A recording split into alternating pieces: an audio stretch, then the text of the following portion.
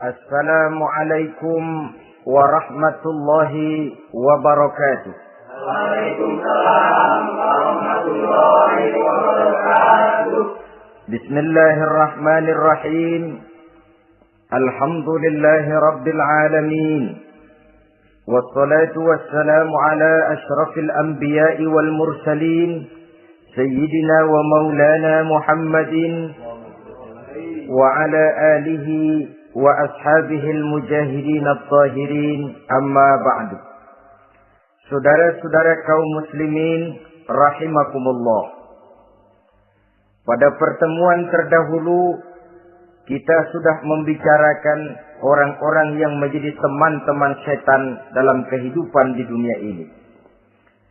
Maka pada pertemuan kali ini kita akan membicarakan tentang siapa yang menjadi musuh-musuh setan di dalam kehidupan.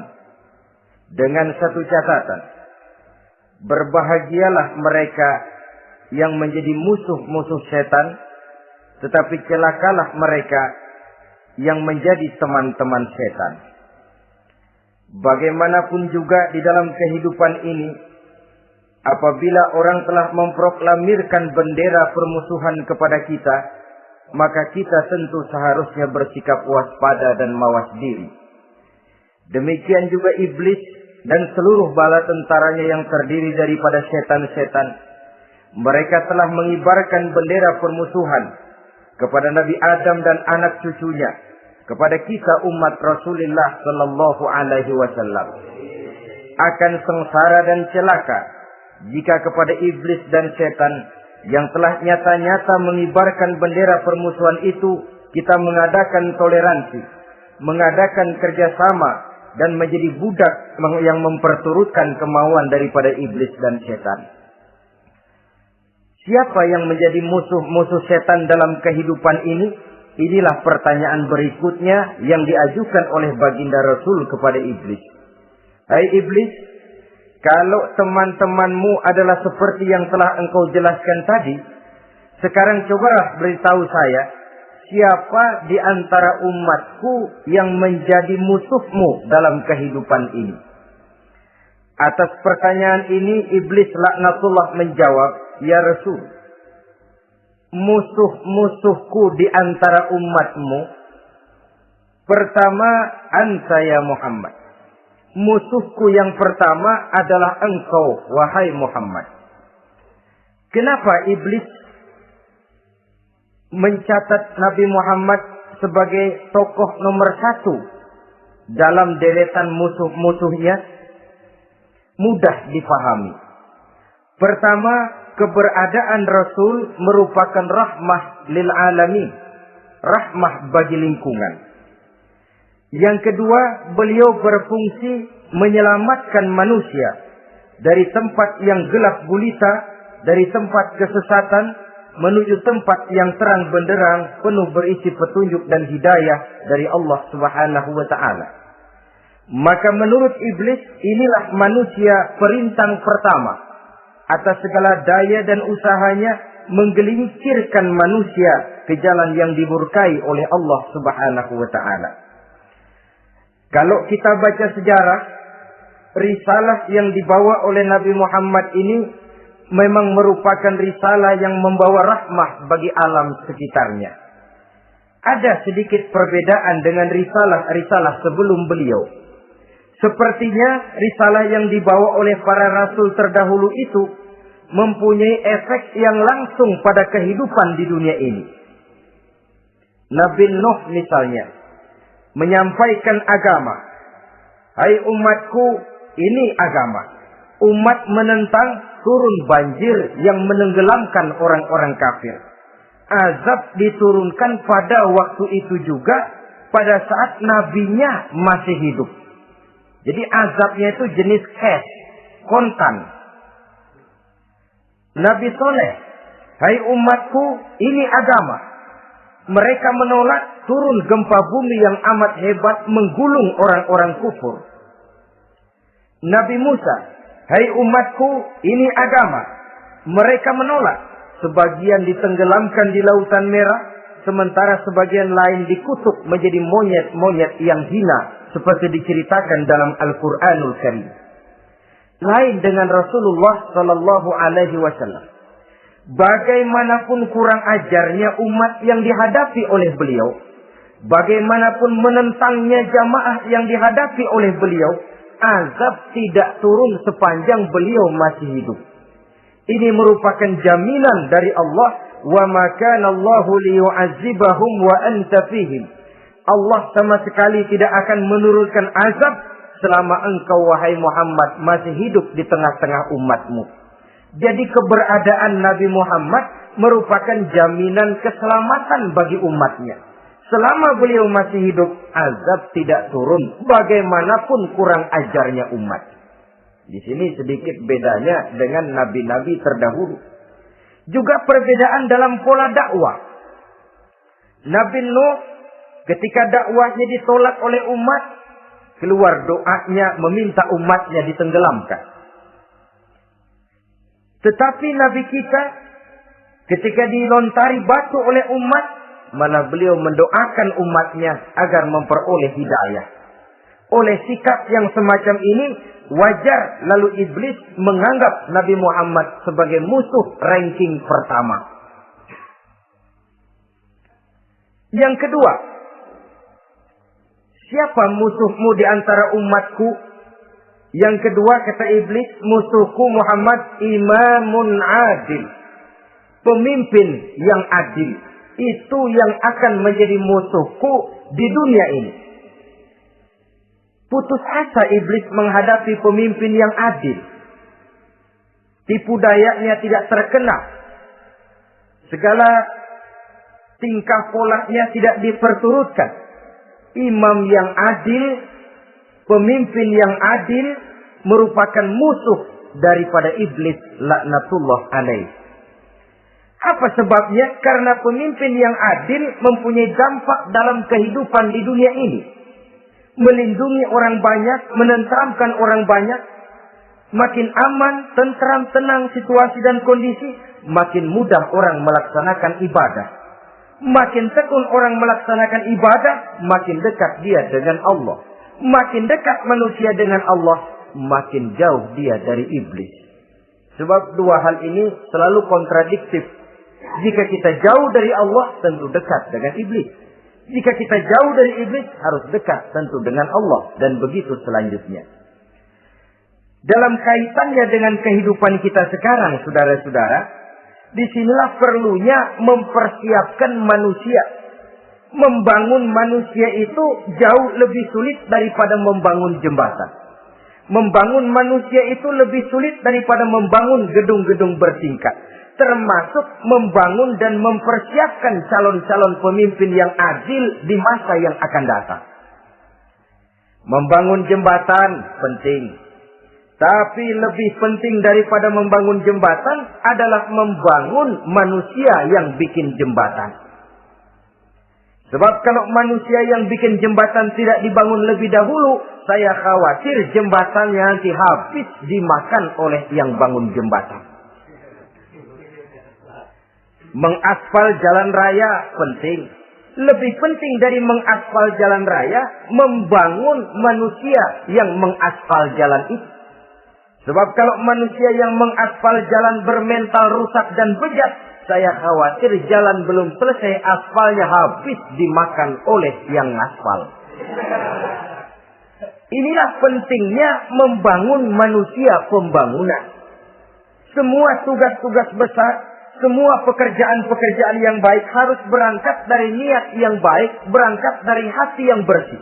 Siapapun adanya kita, apapun profesi kita. Yang jadi kiai, marilah berangkat dari niat yang bersih. Yang jadi mubalik, marilah berangkat dari niat yang bersih. Niatnya itu mau menghidupkan Islam atau mau cari hidup jual Islam. Kalau mau menghidupkan Islam, mari sama-sama kita berjuang. Tapi kalau mau cari hidup untuk dengan menjual Islam, minggir saja daripada nanti bikin malu. Yang mengurus masjid, mari berangkat dari niat yang bersih.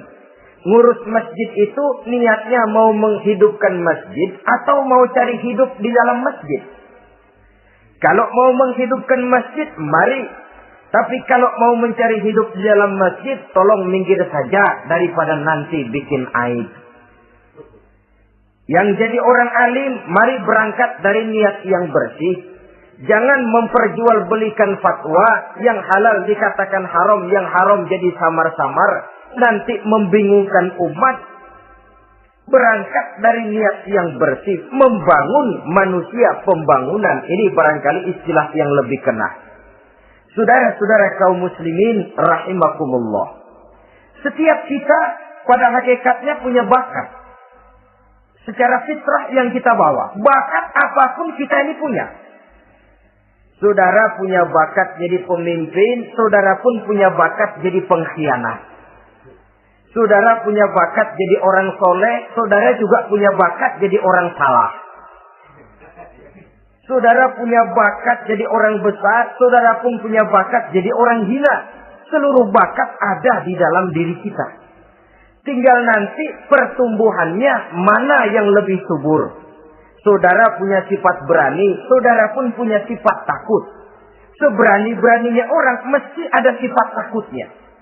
Nanti mana yang tumbuh lebih subur? Kalau takutnya tumbuh lebih subur, dia akan jadi orang penakut. Kalau beraninya yang tumbuh lebih subur, dipupuk oleh lingkungan, pendidikan, dan sebagainya, dia akan tumbuh jadi orang pemberani. Oleh karena itu, agama merupakan lingkungan yang subur untuk menumbuhkan benih-benih yang baik yang kita bawa bersamaan dengan lahirnya kita ke alam dunia ini.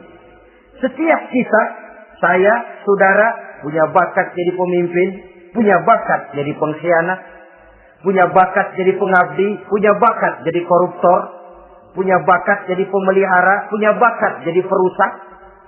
Tinggal nanti lingkungan, pendidikan yang menumbuhkan mana yang tumbuh lebih subur. Kalau lingkungan saudara, lingkungan maling, maka sifat pengkhianat akan tumbuh lebih subur. Kalau nanti saudara jadi pemimpin, insya Allah korupsi. Lingkungan yang menumbuhkan sifat mengabdi, sifat berbuat tanpa pamrih, kalah. Dikalahkan oleh sifat pengkhianat dan korupsi itu yang dibentuk oleh lingkungan, pendidikan, pengalaman, dan sebagainya. Oleh karena itu, secara dini, agama menanamkan, menyuburkan fitrah-fitrah yang baik yang kita bawa bersamaan dengan hadirnya kita dalam kehidupan ini. Sebab itu seorang penyair bernama Syauqi mengatakan dalam sebaik syairnya, "Waladatka ummuka ya ibna Adam bakian wan nasu haulaka yadhakuna surura." Hai manusia, pada saat kamu dilahirkan kamu menangis dan orang lain di sekelilingmu ketawa. Kakek senyum dapat cucu baru, paman gembira dapat keponakan baru, sementara kita yang lahir menangis. Betul apa benar? Apa ada saudara yang begitu dilahirkan terus nyengir? Saya kira kabur dukunnya. Setiap kamu hai manusia lahir dalam keadaan menangis, orang sekelilingmu tertawa. Karena itu katakan kepada mereka yang senyum di sekelilingmu, hai manusia, pada saat saya dilahirkan saya menangis dan kamu semua tertawa. Baik manusia. Tapi nanti pada satu saat harus terjadi kebalikannya. Kalau dikala saya lahir saya menangis dan kau semua senyum, nantilah manusia. Kalau satu saat saya meninggalkan alam dunia ini, saya akan berangkat dengan senyum. Dan kalian semua akan berurai air mata. Kalau perlu dari Sabang sampai Merauke kibar bendera setengah siang. Kalau perlu, jangan terbalik. Kita mati melotot orang malah gembira. Karena hidup selalu membawa sifat-sifat yang merusak. Inilah orang kedua yang menjadi musuhnya iblis dan beruntung menjadi musuh iblis. Siapa? Imamun adil, pemimpin yang adil. Saudara-saudara kaum muslimin rahimakumullah. Yang ketiga, musuh iblis, ghaniyun mutawadhi. Orang kaya yang rendah hati. Orang kaya yang tidak sombong. Kaya apa saja. Baik kaya oleh karena ilmu, orang yang kaya karena ilmu disebut orang alim. Baik kaya karena materi, orang kaya karena materi dinamakan hartawan. Baik kaya karena kedudukan, orang yang kaya karena kedudukan dinamakan pejabat. Orang kaya yang rendah hati itu musuh iblis. Beruntung dia menjadi musuh iblis. Iblis tidak senang ada orang kaya tidak sombong. Tapi iblis paling senang kalau ada orang kaya sombong. Lebih senang lagi iblis kalau ada orang miskin sombong. Masya Allah. Orang kaya sombong, walaupun iblis senang, orang masih bilang pantas aja dia sombong, kaya apaan aja punya. Udah miskin sombong, kira-kira yang disombongin apaan? Dalam segala bentuknya sombong ini Allah tidak senang. Tapi iblis senang. Kenapa? Karena sponsor sombong iblis. Kan yang pertama kali sombong iblis toh. Ketika disuruh sujud kepada Nabi Adam, dia nggak mau. Ini kesombongan pertama yang terjadi dalam sejarah. Ketika ditanya kenapa kau tidak mau sujud iblis? Saya kan dibikin dari api, Adam dari sana. I am the best.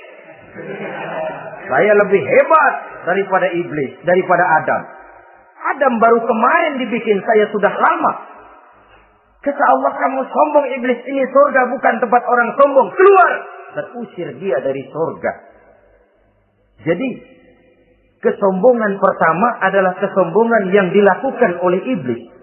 Dan dia tanamkan itu kepada kita. Supaya jadi orang sombong. Karena itu, sombong ilmu. Allah nggak senang. Tapi iblis senang. Mentang-mentang ada ilmunya. Satu-satunya ustadz di sini ya. Semua mesti ngaji sama gue. Kalau nggak ngaji sama gue, Islamnya kurang tapi bener. Sombong karena ilmu. Sombong karena pangkat. Mentang-mentang pakai bintang di pundak, jalan pundak duluan.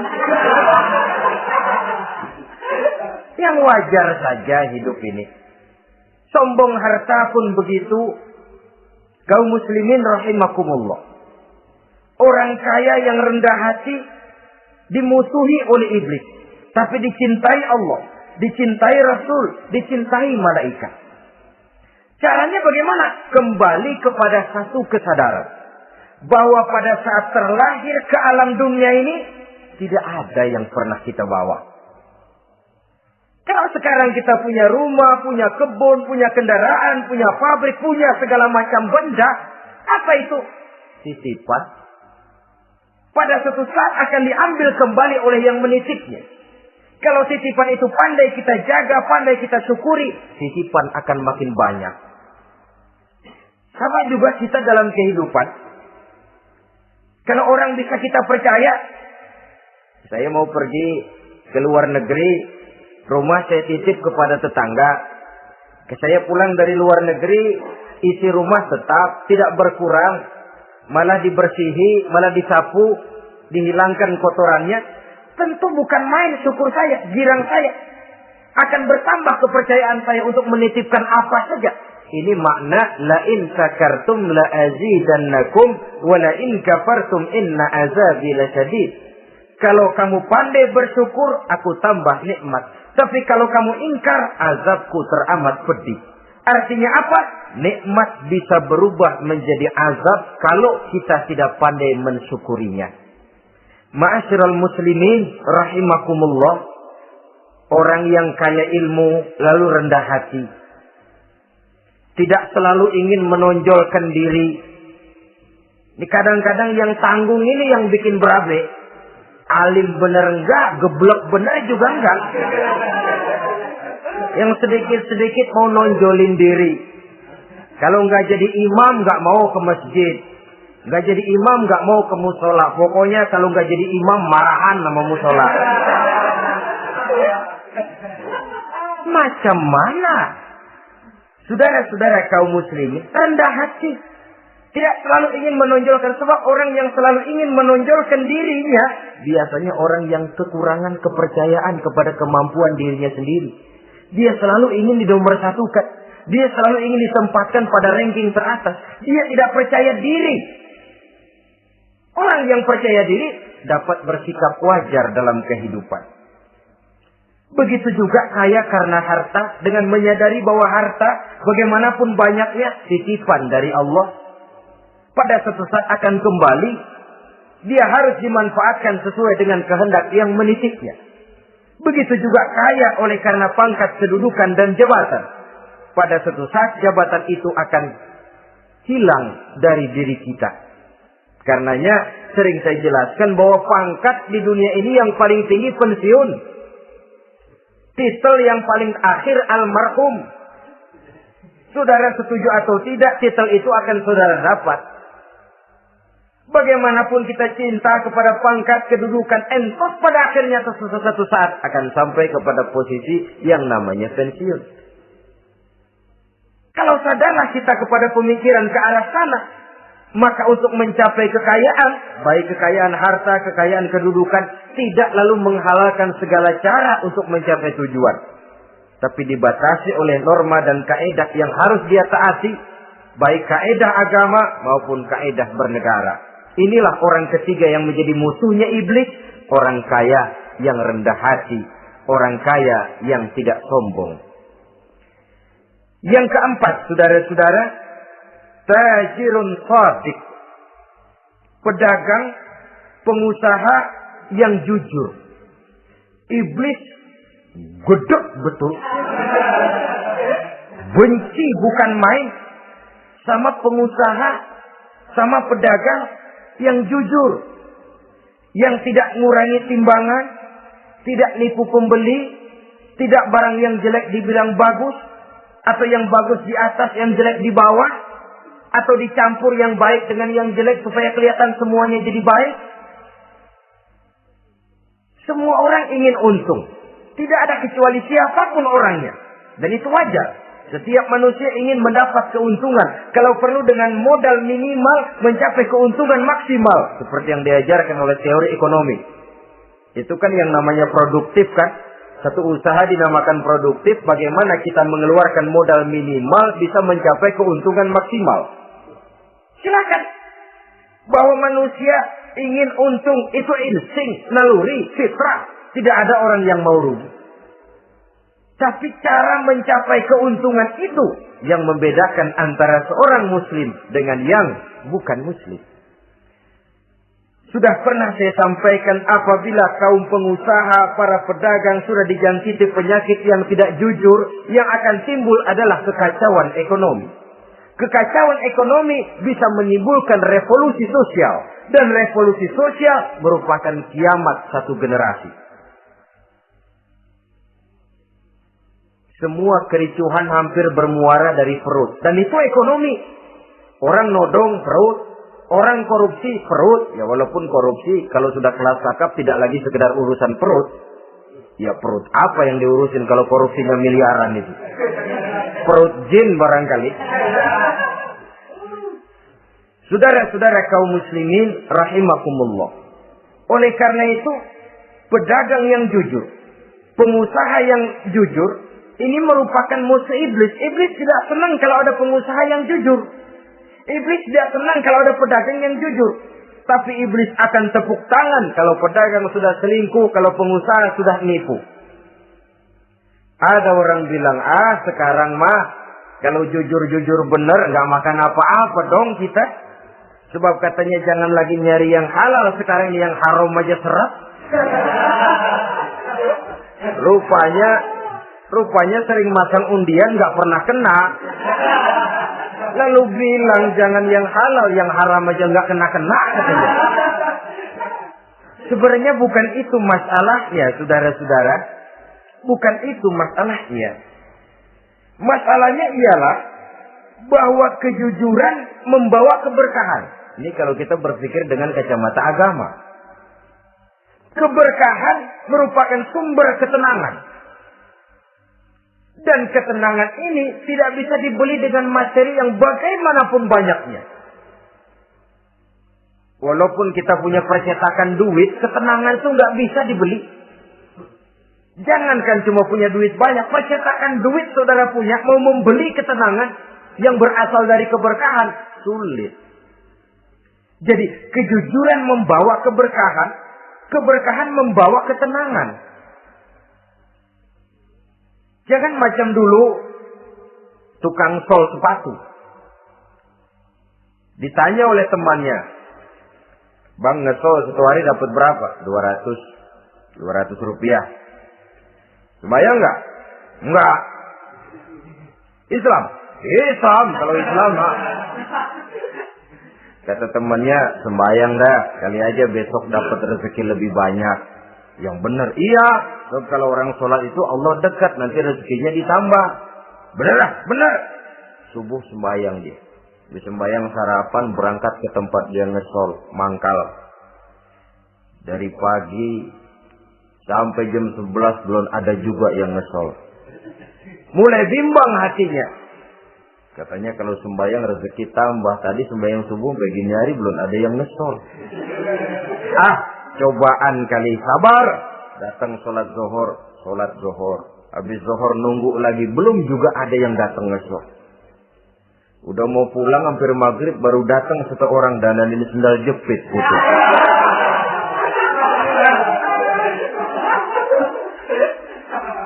Sudah bayar 25 rupiah, pulang dia si tukang sol ini, ketemu sama temennya yang nyuruh sholat tadi.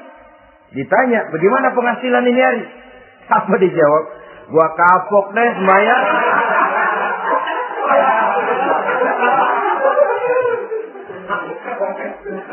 Kemarin nggak sembayang dapat 200, sekarang begitu sembayang jigo.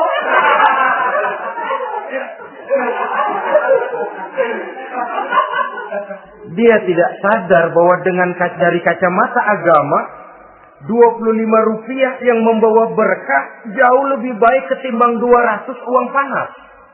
Dari kacamata agama, 25 rupiah yang membawa berkah lebih baik daripada 200 rupiah tapi panas. Sebab panas menjauhkan kita dari ketenangan. Itulah sebabnya, maka pedagang yang jujur, pengusaha yang jujur menjadi musuh setan dan beruntung. Sekarang jadi pengusaha jujur-jujur nggak dapat proyek, Pak. Kalau nggak bisa semir semur. Padahal agama sudah menjelaskan ar-rasi wal murtashi finnar. Orang yang nyogok dan orang yang disogok dua-duanya neraka. Kenapa? Join termasuk ta'awanu 'alal ismi wal 'udwan. Bertolong-tolongan dalam berbuat dosa dan kesalahan. Kalau hadiah, lain hadiah. Kalau sedekah, lain sedekah.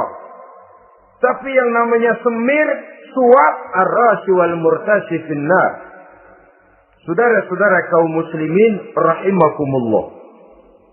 Jadi pedagang yang jujur, pengusaha yang jujur merupakan salah satu roda perekonomian. Kegoncangan ekonomi akan menimbulkan dampak sosial yang sangat luas dan kompleks. Yang pada giliran puncaknya, dampak paling negatifnya, dia sanggup menggerakkan terjadinya revolusi sosial. Bukankah sebagian besar gerak hidup manusia dimotivasi oleh keinginan untuk mempertahankan kelangsungan hidup? Dan kelangsungan hidup artinya mulut. Mulut itu artinya perut dan itu artinya makan. Setelah itu mungkin baru pangan, baru sandang. Baru dia berpikir pakaian dan sebagainya. Jadi karena dia merupakan penggerak roda ekonomi, pedagang yang jujur, pengusaha yang jujur, mutlak diperlukan dalam kehidupan ini. Sebab sekali lagi, kejujuran akan membawa keberkahan, keberkahan memberikan ketenangan dalam kehidupan. Oleh karenanya kita umat Islam, biarin duit kita banyak, asal berkah. Itu tentu idealnya. Ketimbang dikit tidak berkah, lebih baik ia banyak, ia berkah. Dan keberkahan itu datang lewat kejujuran. Kejujuran ini sudah dicontohkan oleh Rasul pada saat beliau berniaga ke negeri Syam. Dikala berumur 9 tahun, bahkan dikala berumur 25 tahun, seketika membawa dagangan Sayyidatuna Khadijah yang kelak jadi istri beliau. Saudara-saudara, kita maklum bahwa sholat merupakan sarana yang paling efektif untuk mendekatkan manusia kepada Allah.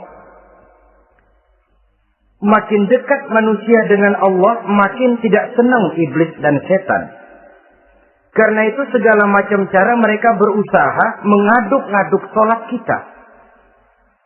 Dan sesungguhnya, jikalau kita mengerjakan sholat, itu kan targetnya cuma 2. Pertama, agar sholat kita itu sah.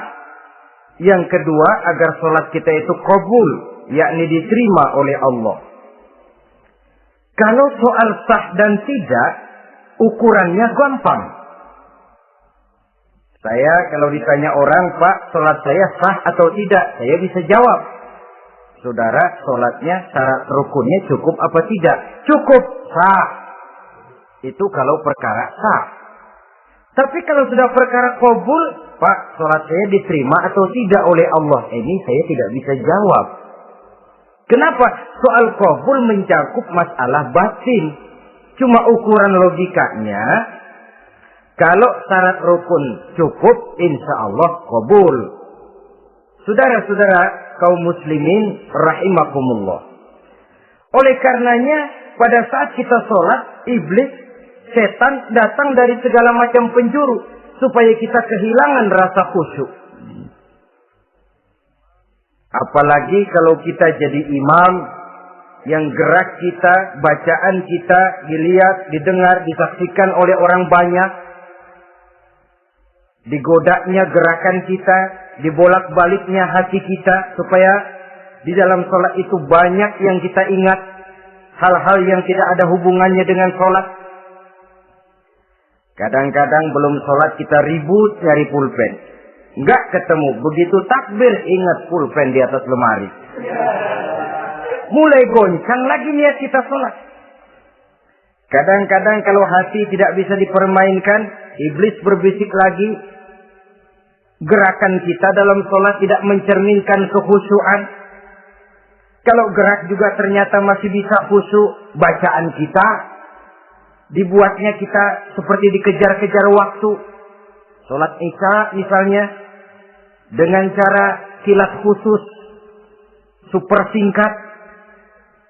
Saya katakan tadi, apalagi kalau kita jadi imam, iblis mudah mendatangkan penyakit riya. Karena mengimami orang banyak, lalu supaya dikira alim, dibuatlah sholatnya itu mantep-mantep. Surahnya dicari yang panjang-panjang, paling pendek sabihis sama wadduha. Tapi kalau sudah sholat sendirian, cukup inna a'tainakal kautsar sama qul huwallahu ahad. Kayaknya khusyuk bukan main. Kalau imam, bahasanya dipaseh-pasehin kayak orang 16 tahun di Mekah. Ufolli fardwal maghribi wala sarokaatin. Saudara-saudara kaum muslimin yang berbahagia. Oleh karena sholat merupakan sarana yang paling efektif untuk mendekatkan diri dengan Allah, maka orang yang khusyuk di dalam sholatnya merupakan musuh utama daripada iblis. Sekarang bagaimana bisa khusyuk caranya?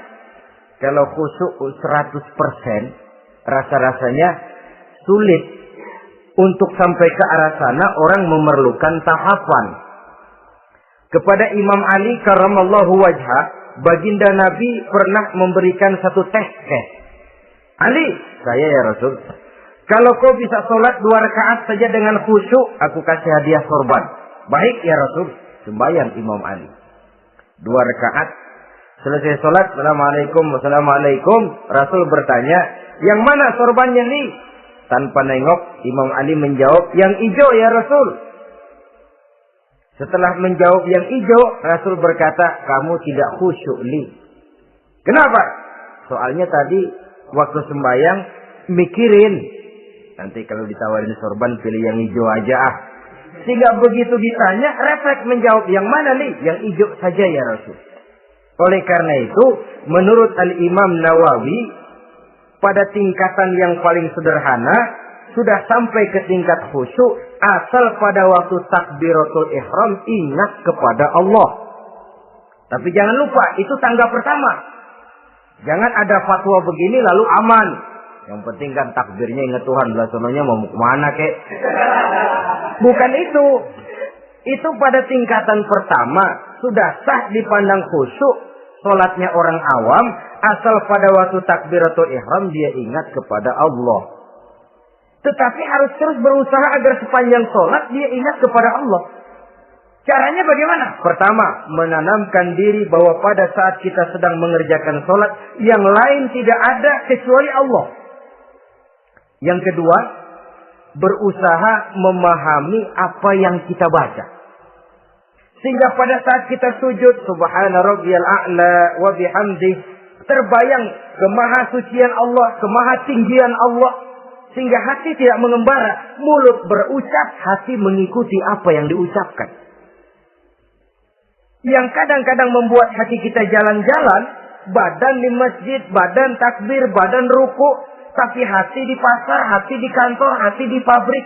Karena yang kita ucapkan tidak berakar di hati. Yang kita baca kita nggak tahu artinya. Sangat boleh jadi hati lalu mengembara kemana-mana. Jadi untuk menopang kekhusyuan ini, cara yang paling efektif, pertama, tidak ada yang lain pada waktu kita sholat kecuali Allah. Yang kedua, berusaha memahami apa yang kita baca. Dikala kita sujud dikala kita duduk di antara dua sujud, Rabbil firli, ya Allah ampuni dosa saya, warhamni, kasihani saya, dan selanjutnya. Mulut membaca, hati mengikuti. Dengan mengikuti, hati tidak terlalu mengembara, ada tempat dia kembali. Saudara-saudara kaum muslimin, rahimakumullah. Itu yang kelima. Yang keenam, yang menjadi musuh iblis, mukminun nasih. Orang mukmin yang suka memberikan nasihat. Orang mukmin yang suka memberikan petunjuk. Termasuk juru-juru dakwah, para mubalik itu merupakan musuh utama iblis. Kenapa? Tiap hari iblis kampanye. Tiap hari iblis mengajak dengan segala macam cara yang kalau perlu dia berikan kamuflase. Dia berikan fata morgana. Kalau perlu yang haram dia bungkus dengan merek halal. Kalau perlu kejahatan dia bungkus dengan baju kebajikan. Istilahnya racun diberi merek madu. Dan itu wajar. Cuma kita tentu harus punya filter, daya saring positif agar tidak salah pilih. Karena iblis ini pintar betul. Kalau kita khusyuk dalam sholat, dia tanamkan kepada kita misalnya seperti tadi itu. Sholatmu memang hebat, khusyuk. Di kampung ini tidak ada orang yang sholatnya seperti kamu. Tertanam itu dalam hati kita, timbul ujub. Akhirnya, iya. Gue lihat di kampus ini kagak ada yang sembayangnya kayak gua. Nah, sudah masuk iblis. Jadi, dia pandai mengikuti gerak hati dan irama denyut jantung manusia ini. Kemana kecenderungan manusia, ke situ dia masuk. Pendeknya iblis itu ibarat tukang joget, dia ngerti benar irama kendang. Saudara-saudara kaum muslimin, rahimakumullah. Termasuk juru-juru dakwah, para mubalik, orang yang suka memberikan nasihat ini. Mereka memberikan filter kepada umat, kepada jamaah, jangan sampai salah pilih. Dan iblis menyesatkan kita supaya kita salah pilih. Satu contoh ringan. Kalau di depan saudara ada dua buah gelas, yang segelas isinya jamu, yang segelas sirup. Kira-kira saudara minum yang mana? Jamu. Jamu apa sirup? Sirup apa jamu? Orang yang pikirannya panjang, dia pasti minum jamu. Pahit memang, getir memang, tapi besok badan sehat, tenaga kuat, gairah kerja ada, kreativitas timbul, semangat menghadapi kehidupan tumbuh. Orang mukmin, orang yang berpandangan jauh ke depan. Pandangannya panjang. Panjang kemana? Tidak cuma ke dunia, sampai juga dia memandang ke alam barzakh, ke akhirat. Sholat itu jamu, pahit. Ngaji, hadir di majelis taklim itu jamu, pahit. Sedekah jamu, pahit. Mengeluarkan uang untuk kepentingan orang lain. Enak aja minta sumbangan, datang-datang yang nyari peres keringat banding tulang gue, lu datang-datang mau minta. Yang enak ngumpulin harta, lalu bakhil bin pelit alias masjid. Itu jamu. Saudara hadirin yang saya muliakan, sedekah jamu pahit. Puasa jamu pahit. Jihad jamu pahit. Tapi nanti begitu kita meninggalkan dunia, masuk ke alam barzakh, apalagi pindah ke akhirat, baru terasa, aduh, nikmatnya dulu kemarin itu minum jamu, sekarang badan sehat, tenaga kuat, kerja semangat. Nikmatnya dulu saya waktu di dunia sholat, rajin ngaji, suka sedekah, suka menolong orang. Sekarang terasa manfaatnya. Begitu saya berada di alam barzakh, apalagi sudah dibangkitkan di padang mahsyar di akhirat nanti, terasa seluruh kebajikan yang saya kerjakan. Nah, orang yang berpikir jangka pendek, cuma ngelihat yang ada di depan hidungnya saja. Ngapain minum jamu getir? Sirup nih. Manis. Dia minum. Dia ambil sirup, minum. Manis memang pada waktu minum. Tapi besok bibir jontor. Meninggalkan perintah Allah, sirup itu. Manis. Tidak sholat, manis. Tidak bayar zakat, sirup, manis. Tidak mau puasa, sirup, manis. Manis sekarang. Tapi nanti besok begitu masuk ke alam barzakh, begitu dibangkitkan di padang mahsyar di akhirat nanti, merintih kita menahan penyesalan yang sudah tidak ada artinya lagi. Sampai-sampai penduduk mahsyar itu ada yang berkata, diceritakan dalam Quran, ya laitani kuntu turaba. Wahai celaka, kenapa kita nggak jadi tanah saja? Menyesali kejadiannya. Andai kata mereka bisa kembali ke hidup di dunia lagi, mereka akan minta kejadian yang kedua untuk berbuat baik. Tapi tentu sudah penyesalan yang tidak ada gunanya lagi. Maka saudara-saudara, emang cuma jalan duluan kecebur di sumur yang nyesel duluan. Ada orang jalan, yang paling depan kecebur di sumur, itu tuh, nyesel duluan katanya. Nyesel duluan. Yang lain mesti nyeselnya belakangan. Saudara hadirin yang saya muliakan. Nah, orang yang suka memberikan nasihat kepada orang lain dimusuhi iblis. Kenapa? Tentu nasihat yang membawa kebaikan. Iblis tidak senang betul itu. Kita nasihatin teman, udah berhenti dah, jangan pada mabuk lagi. Iblis gergetan bener. Ini orang dilarang lagi. Kita nasihati teman, udah jangan masang-masang lagi dah, nggak bakalan kena, dikebohongin. Nggak ada orang jadi kaya masang judi, bangkrut malah lo. Ini kan termasuk tipu daya iblis, judi dinamain sumbangan. Itu sama saja itu, madu, racun mereknya madu. Judi dinamain sumbangan. Galakan mereka apa yang nyumbang? Ya orang kaya lagunya.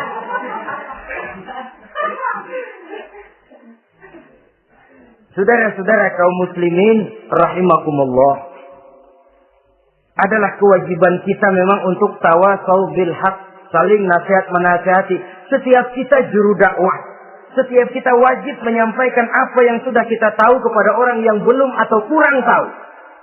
Saudara yang bisa bismillah wajib mendakwahkan bismillah itu kepada orang yang belum tahu bismillah. Saudara bisa Fatihah harus menyampaikan itu kepada orang yang belum bisa Fatihah. Persetan dengan orang lain. Apalagi yang cuma kerjanya ngeritik saja, lu baru bisa Fatihah doang udah ngajar. Biar aja yang diajarin gak bisa Fatihah kok. Apa masalahnya pemerataan di bidang keilmuan? Sebab memang biasa penonton itu selalu lebih pandai menilai, kayaknya lebih pintar dari yang main. Sama saja orang nonton bola, ngomel melulu. Padahal dia sendiri belum tentu bisa main. Dengerin orang pidato pun begitu. Monten bisa. Wah, kalau dia yang pidato 1 jam kayak semenit. Tapi kalau si Ano tuh kita udah pegel belum juga mau berhenti. Monten bisa. Coba dia suruh pidato. Udah 1/4 jam masih ama badu. Apa mau dibilang ama badu?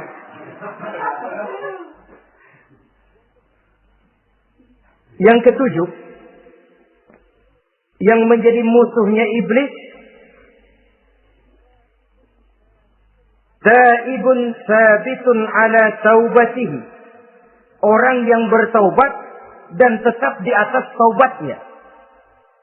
Secara jujur, tidak ada manusia yang tidak punya salah. Dan orang yang baik memang bukan orang yang tidak punya salah.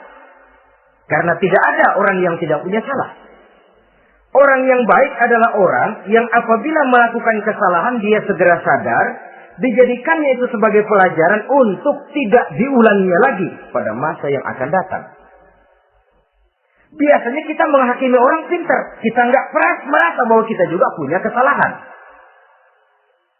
Kalau kita lihat maling ayam, kita teriak. Padahal kita nyolong kambing. Lebih besar dari si maling ayam. Merasa diri lebih benar dari yang lain. Padahal kita lebih kotor dan lebih jelek. Hilang sifat introspeksinya. Yang kita musuhi, yang kita caci maki, tahu-tahu kita sendiri yang melakukannya. Saudara-saudara kaum muslimin, orang yang bertaubat dan tetap dalam taubatnya stabil, itu musuh iblis. Apa ada orang yang taubatnya nggak tetap? Ada. Yang istilah kita taubat sambal namanya. Kalau dia makan sambal kepedesan, taubat makan sambal. Besok mau makan kagak ada sambal, ngomel. Mana sambal? Kemarin udah taubat. Sekarang mana sambal? Ini taubat yang namanya taubat sambal. Istighfar. Nyolong lagi. Istighfar lagi. Besok nyolong lagi. Istighfar lagi. Itu taubat yang tidak tetap namanya. Allah Maha Pengasih dan Penyayang dengan segala kebesarannya. Ia akan memaafkan segala perbuatan yang bersifat salah dari hamba-hambanya. Cuma manusia kadang-kadang yang tidak mau memaafkan dirinya sendiri. Amat dungu manusia macam ini. Membiarkan dirinya hanyut berlarut dalam lembah dosa. Sementara dia diberikan umur, tidak digunakannya untuk bertaubat. Innallaha yaqbalu taubatal abdi ma lam yugharghir. Allah senantiasa akan menerima taubat seorang hamba sepanjang nafasnya belum sampai di tenggorokan. Kalau nafas sudah sampai di tenggorokan baru berniat taubat, kasih terlambat. Kayak Fir'aun. Fir'aun itu begitu ditenggelamkan di lautan merah, udah cengap-cengap mau mampus, baru ngomong dalam sekaratnya, amantu bi Rabbi Musa wa Harun. Kalau begini mah saya juga percaya sama Tuhannya Musa. Udah sekarat baru mau taubat, malaikat maut gemes banget dilelepin, mati.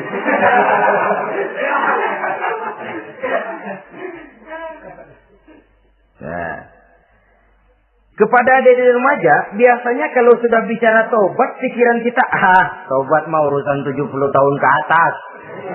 Kita masih lama ini. Sebenarnya tidak. Masalah taubat adalah masalah salah dan dosa. Masalah salah dan dosa adalah masalah manusia. Sejak dia akil balik sampai ajal datang merenggut nyawa.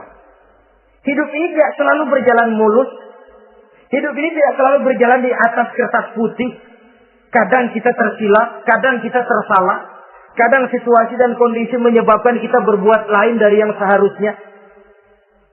Itu kehidupan. Silih berganti.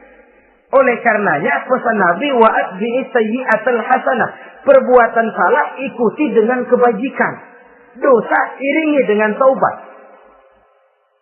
Jangan nunggu.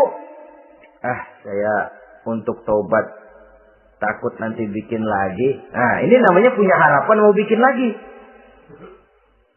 Nanti aja dah kalau tua-tuaan. Saudara, kalau dosa itu ditumpuk, itu sama saja kotoran yang menodai hati.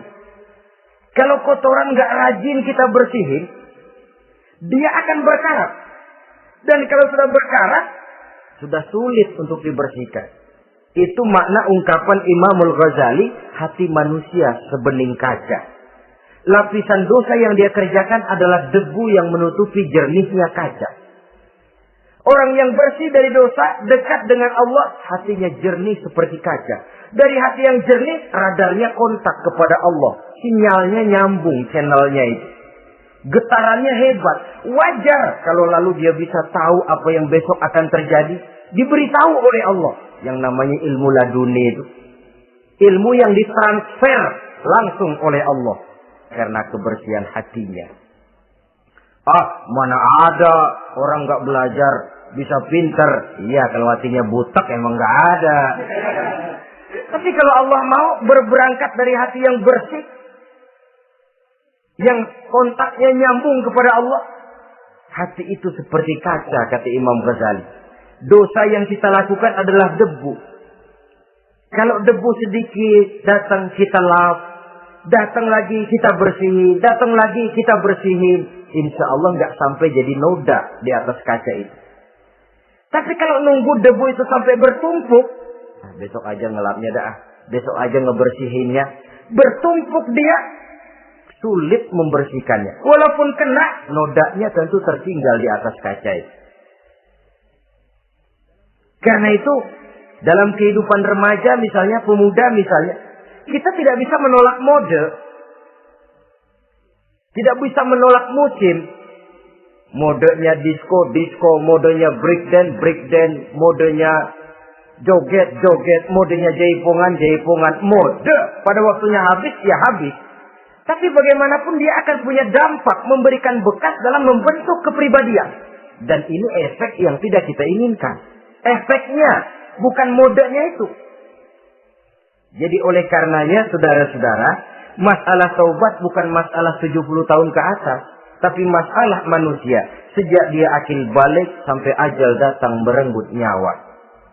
Sepanjang nafas belum sampai di kerongkongan, Allah akan menerima taubat seorang hamba.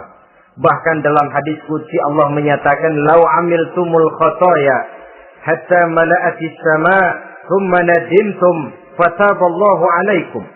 Kalaupun kamu berbuat dosa sampai penuh langit dengan dosamu, kemudian kamu bertaubat dan menyesal, Allah pasti akan menerima taubatmu. Jadi orang yang taubat dengan sebenarnya dan tetap dalam taubatnya, itu musuh iblis. Tapi orang yang taubatnya angin-anginan, iblis demen banget. Dari sembahyang, besok mabok, besoknya lagi nyolong, besoknya lagi zina, besok taubat lagi. Kata iblis, surat iya, lu gocet na Tuhan.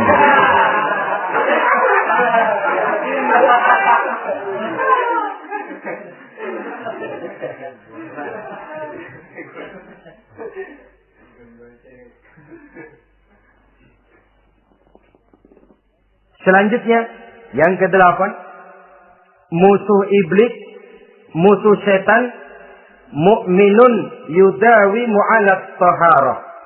Orang mukmin yang membiasakan diri selalu dalam keadaan bersuci. Baik dari hadas kecil, lebih-lebih dari hadas besar. Wudu utamanya memang untuk sholat. Tapi membiasakan wudu dalam kehidupan sangat baik sekali. Mau ke kantor, wudu dulu. Mau ke pasar, wudu dulu. Mau ngajar, wudu dulu. Apa sebabnya? Karena dalam keadaan suci, orang ada sikap memelihara kesuciannya. Kalau kita naik PPD pagi-pagi gelantungan, kalau punya wudu, hati-hati kesenggol perempuan juga sayang sama wudu. Tapi kalau nggak punya wudu, jangan kesenggol, kita nyeruduk. Ada semacam sikap apik di dalam kehidupan ini. Karena itu biasakan wudhu. Untuk menjaga kebersihan diri, kebersihan zahir, kebersihan batin. Belum lagi kemanfaatan di akhirat. Sebab kata Nabi, inna ummati ya'tuna yaumal qiyamah ghurran muhajjalin min asharil wudhu. Umatku di akhirat nanti akan datang menghadap Allah dengan muka berseri-seri, bersinar-sinar dari sebab sering wudhu. Sehingga tidak usah mengaku pun Rasul akan memanggil karena muka yang sering tersentuh air wudhu ini. Mu'minun yudawimu alat tohara. Orang mukmin yang selalu membiasakan diri berada dalam keadaan suci, berwudhu. Kita lihat ajaran wudhu ya. Dari sejak bacaan-bacaannya saja, itu sudah membawa manfaat. Lalu, dari segi bahwa kita manusia sering tersilap, melakukan dosa-dosa kecil. Dosa-dosa kecil itu oleh air wudhu dia rontok. Tangan kita suka colak-colek. Pada saat membasuh dua tangan, Allahumma inni as'aluka yumna wal barakah wa a'udzubika minas syu'mi wal halakah. Dosa yang ada di tangan itu rontok. Mata kita suka pelotot-pelotot, gak karu-karuan. Pada saat membasuh muka, nawaitu raf'al hadasil asghar. Dosa yang ada di mata rontok. Dari segi pembersihan batin. Belum lagi dari segi pembersihan zahir. Sehari semalam kalau 5 kali saja kita terkena air wudhu, itu sudah menjaga kesehatan dan kebersihan. Saudara-saudara kaum muslimin rahimakumullah. Yang ke-9, orang yang menjadi musuh iblis, yaitu mutawarra'un anil haram. Orang yang memelihara diri dari yang diharamkan oleh Allah. Terpelihara dirinya, terpelihara yang dimakannya, yang diminumnya dari jenis-jenis yang haram. Baik sedikit maupun banyak. Jangan cuma teriak haram waktu sedikit, tapi giliran banyak halal.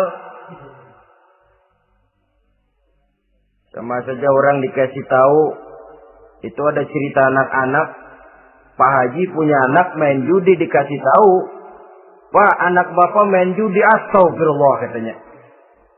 Tapi menang Pak, alhamdulillah.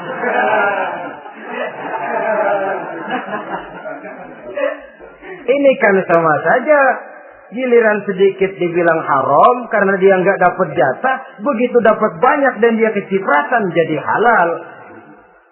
Yang sedikit haram, banyaknya pun juga haram. Yang banyaknya haram, sedikitnya juga haram. Ada orang bilang minuman keras kalau nggak mabukkan nggak haram.